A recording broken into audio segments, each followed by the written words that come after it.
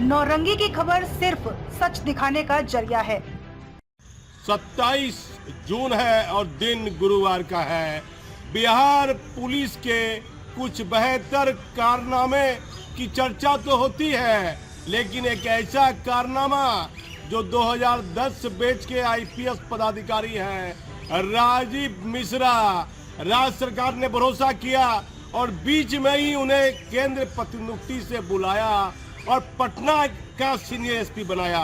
Promotion होने के बाद प्रमोशन हुआ, फिर चुनाव भी होना था, लोकसभा चुनाव, लेकिन राज्य सरकार ने 2010 बैच के आईपीएस पदाधिकारी पर इतना भरोसा किया कि प्रमोशन के बाद भी, डीआईजी के बाद भी उन्हें पटना एसएसपी के पद पर अभी तक राज्य सरकार बनाए हुए है। अब देखिए, पटना एसएसपी राजीव मिश्रा पर कार्रवाई की गाज गिर सकती है।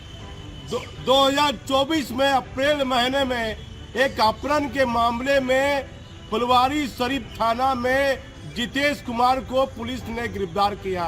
थाना में उसकी पिटाई होती है। पिटाई के दौरान पुलिस हिरासत में उसकी मौत हो जाती है। काफी गंभीर जख्म रहते हैं। उसके पिताजी श्री राम सिंह परिजन, जितेश के परिजन पुलिस पर गंभीर आरोप लगाते हैं। मामला सीआईडी के पास जाता है, सीआईडी विभाग के पास, लेकिन इस मामले में बिहार मानवाधिकार आयोग के अध्यक्ष जो रिटायर्ड जस्टिस है हाई कोर्ट के श्री बदर साहब हैं, बदर साहब ने एक बड़ा जजमेंट दे दिया है और उस जजमेंट में लिख दिया है कि मृतक के परिवार को 15 लाख रुपए, कितने लाख रुपए की राशि मिलनी चाहिए और उस मामले में सिपाही से लेकर एसएसपी तक पर विभागीय कार्रवाई की जाए। इस मामले में आपको और कई महत्वपूर्ण जानकारी देंगे। लेकिन देश में क्या हो रहा है, बड़ी बड़ी जांच एजेंसी है, सीबीआई, आईबी, बड़ी बड़ी जांच एजेंसी है। एक आईपीएस पदाधिकारी को केंद्र प्रतिनियुक्ति से बुलाया जाता है, पटना का एसपी बनाया जाता है, बीच में चुनाव आता है, भारी हंगामा होता है, लेकिन चुनाव के बाद भी, चुनाव के समय भी राज्य सरकार राजीव मिश्रा साहब को डीआईजी में प्रमोशन मिलने के बाद भी पटना का एसएसपी बनाए रखती है। सवाल उठना लाजमी है। अपराध बिहार में बढ़ रहा है, विधि व्यवस्था की स्थिति पर सवाल उठ रहा है। मुजफ्फरपुर में दिन दहाड़े पत्रकार की हत्या होती है। आखिर ये क्या हो रहा है? नीतीश कुमार जी, कई तरह की बातें सामने आ रही है। ये बिहार में क्या फिर से जंगल राज स्थापित होने की बात सामने आ रही है? क्या फिर से जंगल राज आएगा? ये बार बार कई तरह की चर्चा हो रही है, लेकिन जो जजमेंट दिया है हाई कोर्ट के रिटायर जस्टिस ने, तो राजीव मिश्रा की मुश्किलें अब बढ़ेगी। अब हमारे चैनल पर बने रहिए। मैं भागलपुर से दीपक नौरंगी।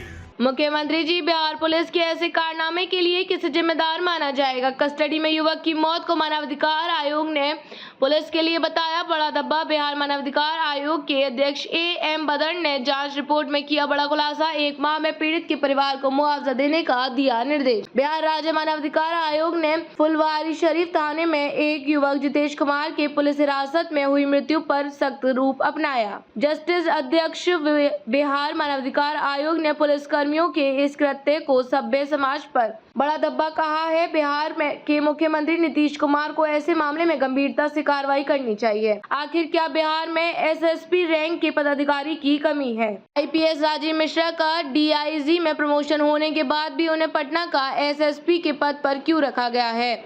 इस पर सवाल उठाना तो लाजमी है। पुलिस विभाग में खूब चर्चा हो रही है कि दामाद और ससुर पर सरकार की मेहरबानी है। लगता है कि इसलिए सब राम भरोसे चल रहा है, कोई देखने वाला और सुनने वाला भी नहीं है। केंद्रीय जांच एजेंसी को भी ऐसे मामले को गंभीरता से लेना चाहिए। राज्य सरकार के पुलिस हिरासत में हुए युवक के पिता श्री राम सिंह को बतौर क्षतिपूर्ति 15,75,400 रुपया 30 दिनों के भीतर देने का निर्देश दिया। साथ ही समय पर राशि का भुगतान नहीं करने पर 12% के हिसाब से ब्याज देना होगा। कोर्ट ने एसएसपी पटना को निर्देश दिया कि क्षतिपूर्ति की राशि दोषी पुलिसकर्मियों से वसूली जाए। ये घटना सब डिविजनल पुलिस अधिकारी के फुलवारी शरीफ थाने में एक युवक जितेश कुमार को लाया गया। उस मामले में उनके दोनों मित्र राहुल और मुकेश को भी पुलिस ने पूछताछ के लिए लाया था। वहां पुलिस वालों ने इस युवक जितेश की इस बेरहमी से पिटाई की। 4.5 घंटे के उसने पुलिस हिरासत में दम तोड़ दिया। ये घटना 31 मार्च 2024 को हुई थी। इस संबंध में एक युवक के पिता श्रीराम सिंह ने 1 अप्रैल 2024 को पुलिस थाने में प्राथमिकी लिखवाई। मामले में बिहार राज्य मानवाधिकार आयोग ने स्वतः संज्ञान लेते हुए इस मामले की जाँच का जिम्मा